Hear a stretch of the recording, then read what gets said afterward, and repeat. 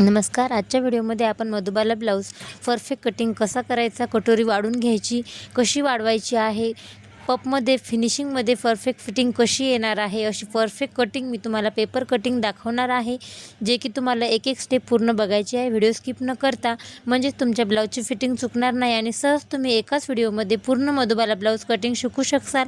तर बघा, मी डिटेलमध्ये तुम्हाला एक एक स्टेप समजून सांगणार आहे. तुम्हाला फक्त व्हिडिओ पूर्ण बघायचा आहे आणि पूर्ण स्टेप फॉलो करायचे आहे, तेव्हाच तुम्हाला समजेल मधुबाला ब्लाऊजची कटोरी आपल्या साध्या कटोरीसारखीच वाढून घ्यावी लागते. ही तुम्हाला माहिती आहे का? आणि नसेल माहीत तर व्हिडिओ पूर्ण बघा, म्हणजेच तुम्हाला पूर्ण स्टेप समजतील. तर चला, जास्त वेळ न घालता व्हिडिओला सुरुवात करू. सर्वात अगोदर मापं समजून घेऊया. तर मापं: 36 साईजचा ब्लाऊज, कंबर 32 साईज, उंची 14 साईज. मागचा गळा आपल्या आवडीनुसार राहणार आहे. समोरचा गळासुद्धा आवडीनुसारच राहणार आहे. तर 7 इंच ठेवला आहे. शोल्डर 5.5 इंच आणि मोंढा 6.2 इंच. 36 साईजचा ब्लाऊज आहे. 6.2 इंच मोंढा लागणार आहे. शोल्डर हा गळ्याच्या डिपनुसार असतो. सर्वात अगोदर कापड फोल्ड करून डबल फोल्ड मी कापड केलेला आहे, म्हणजे बॅक पार्ट आणि समोरचा पार्टसुद्धा एकाच वेळेत निघणार आहे. तर 5.5 इंचावर मी शोल्डरचा आडवी रेषा आखली आहे आणि 6.2वर मी मोंढ्याची उभी रेषा ड्रॉ करत आहे. तर आता चेस्टचा चौथा भाग म्हणजेच 9 इंचावर मी मार्किंग करत आहे. तीसुद्धा मी आर्महोलसाठी चौकोन आखून घेत आहे. तर बघा, कंबर आपली आहे 32 साईज. 32चा चौथा भाग येतो आपला 8 इंच. त्यामध्ये आपण 1 इंच टक्स पॉईंटसाठी ॲड करणार आहोत. तर आपण दोन्ही रेषा आपण सरळ जोडून घेतल्या आहेत. आता फिटिंगसाठी मार्जिन तर मी 1.5 इंच ठेवणार आहे. तुम्ही तुमच्या आवडीनुसार 2 इंच ठेवू शकता. फिटिंगची रेषा मी ड्रॉ केली आहे. आर्महोलचा चौकोनसुद्धा ड्रॉ झालेला आहे. अगदी तुम्ही सहज माझ्यासोबत एक एक स्टेप फॉलो करून माझ्यासोबत तुम्ही ब्लाऊज कटिंग करू शकता. ब्लाऊज विचकणार नाही याची मी गॅरंटी घेते. फक्त पूर्ण स्टेप फॉलो करा आणि ब्लाऊज कुठे समजला नाही तुम्ही मला आता आपण मोंढ्यासाठी त्रिकोणमध्ये 1.5 इंचावर आणि 1 इंचावर मार्किंग करणार आहोत. तर अगोदर गोल आकार आपण 1.5 इंचावर केलेला आहे, तो बॅक पार्टसाठी. आणि समोरच्या पार्टसाठी आर्महोलमध्ये दाखवल्याप्रमाणे टेप फोल्ड करून आपल्याला 1/2 इंच म्हणजे पाऊण इंच बॅक साईडने थोडा गोलाकार घेणार आहोत आपण. थोड्या आतल्या साईडने येणार आहे. बघा, तो आपल्या समोरच्या पार्टसाठी राहणार आहे. दोन्ही मार्किंग आपण एकाच वेळेस का केल्या, तर दोन्ही पार्टची कटिंग आपण एकाच वेळेस करत आहोत. 3 इंच शोल्डर ठेवला आहे. गळ्याची उंची 7 इंच आहे. तर मी स्केलच्या सहाय्याने तुम्हाला पूर्ण डिटेल सांगणार आहे. स्केलच्या सहाय्याने मधुबाला शेप कसा द्यायचा आहे आणि गळ्याचा आकारसुद्धा आपण स्केलच्या सहाय्याने देणार आहोत. तर बघा, हाताने तुम्हाला जमला नाही तर स्केलच्या सहाय्याने अशा पद्धतीने गळ्याचा ड्रॉ करायचा आहे आकार. खूप सुंदर असा परफेक्ट शेप आपला आलेला आहे. व्हिडिओ युजफुल राहणार आहे.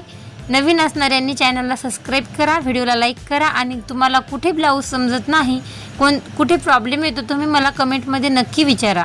आता आपण टक्स पॉईंट काढणार आहोत. शोल्डरच्या सेंटरमध्ये टेप ठेवून शेड्समध्ये 1/2 इंच ॲड करून 9.5 इंचावर मी टक्स पॉईंट केला आहे. टक्स पॉईंटपासून लास्टपर्यंत रेषा आडवी ड्रॉ केली आहे आणि त्या टक्स पॉईंटच्या दोन्ही साईडने मी 1-1 इंच वाढून घेतला आहे. आता काय करायचं आहे, 2-2.5 इंचापर्यंत आपल्याला बेल्टसाठी मार्किंग करायची. बेल्टसाठी आपण आडवी रेषा ड्रॉ करणार आहोत, दाखवल्याप्रमाणे लक्ष द्या. आणि तिथून आपण कटोरीचा टक्स आपण जोडून घेणार आहोत त्रिकोणमध्ये. जो आपला 9.5 इंचावर एक पॉईंट आला होता, त्या पॉईंटमध्ये आपण त्रिकोणाचा आकार देणार आहोत. तिथून आपला कटोरीचा शेप कटिंग होणार आहे आणि हा पार्ट आपला कटिंगमध्ये जाणार आहे. तुम्ही बघू शकता, व्हिडिओ पूर्ण बघा. पुढे खूप महत्त्वाच्या स्टेप आहेत. सहज तुम्ही ब्लाऊज कटिंग करू शकता. एकही स्टेप स्किप करू नका. नवीन असाल तर सबस्क्राईब करा. टोकापासून समोर 2.5 इंचावर एक मार्किंग करायची आहे आणि गळ्याचे शेप जोडून मी दाखवल्याप्रमाणे स्केलच्या सहाय्याने तुम्हाला मधुबाला शेप देऊन घ्यायचा आहे. खूप सोपी पद्धत आहे. अगदी सहज तुम्ही करू शकता. एकदा नक्की ट्राय करा. टक्सपासून 1/2 इंचावर आपल्याला आपण कटोरीच्या बेल्टला जसा आकार देतो तसा तिथून आपल्याला बेल्टचा आकार द्यायचा आहे. आणि आता आपण जेवढा आकार आपण 2 इंच इथे कटिंगमध्ये घालत आहोत, हा आपला भाग कटिंग होणार आहे. म्हणून 2 इंच आपल्याला समोरच्या पार्टला वाढून घ्यायचं आहे, वरच्याच पार्टला वाढून घ्यायचं आहे. तर बघा, 8 इंच आपली कंबर आहे, तर 1/2 इंच आपलं उरत आहे. तिथून आपण हाफच्या पुढं 1.5 इंचावर मार्किंग करणार आहोत. 1.5 इंचावर मार्किंग करणार आहोत आणि आडवी रेषा ड्रॉ करणार आहोत आर्महोलपासून. तर ही मार्किंग फक्त वरच्या पार्टलाच ठेवायची आहे. खालच्या पार्टची आपल्याला मार्किंग कटिंग करून घ्यायची आहे. आर्महोल आपला जोडून घेतलेला आहे। आता आपण समोरच्या या पार्टची कटिंग करणार आहोत। त्या अगोदर बघा दोन्ही पार्ट सोबतच कटिंग होणार आहेत। व्यवस्थित कटिंग करून घ्या। अगदी सहज तुम्ही एकाच वेळेस बॅक पार्ट आणि फ्रंट पार्ट दोन्हीही कटिंग करू शकता। तर बघा गळ्याचा आकार सुद्धा मी अलग करून घेतलेला आहे। दोन पार्ट आपले तयार झालेले आहेत। बेल्ट कटिंग करून घेणार आहोत। ज्या पद्धतीने मी तुम्हाला व्हिडिओमध्ये दाखवत आहे त्याच पद्धतीने आपल्याला व्यवस्थित कटिंग करून घ्यायची आहे। तुम्हाला माहिती आहे का कटोरी ज्या पद्धतीने आपण कटोरी वाढून घेतो त्याच पद्धतीने आपल्याला मधुबाला शेपला जी मिळालेली कटोरी आहे ती सुद्धा वाढून घ्यावी लागते आणि ती मी तुम्हाला एक एक स्टेप या व्हिडिओमध्ये सांगणार आहे। त्यासाठी व्हिडिओ स्किप न करता व्हिडिओ समोर तुम्हाला कटोरी कशी वाढून घ्यायची हे मी सांगणार आहे। त्या अगोदर आपण बॅक पार्टच्या गळ्याची मार्किंग करून बॅक पार्ट कटिंग करून घेणार आहोत। तर बघा 3 इंचावर शोल्डर ठेवून 2.5 इंचावर गळ्याची मार्किंग करून उंची गळ्याची 9.5 इंच आहे। दाखवल्याप्रमाणे गोलाकार दिलेला आहे। शोल्डर 1/2 इंच मी गळ्याच्या साईडने डाऊन केलेला आहे। डाऊन करणं खूप महत्त्वाचं आहे। डाऊन केल्यावर शोल्डर उतरत नाही। तर बॅक पार्ट आपला या कटिंग सोबतच निघलेला आहे। समोरचा पार्ट तुम्ही बघू शकता। ज्या पद्धतीने मी तुम्हाला एक एक स्टेप सांगत आहे त्या पद्धतीने तुम्ही फॉलो करा।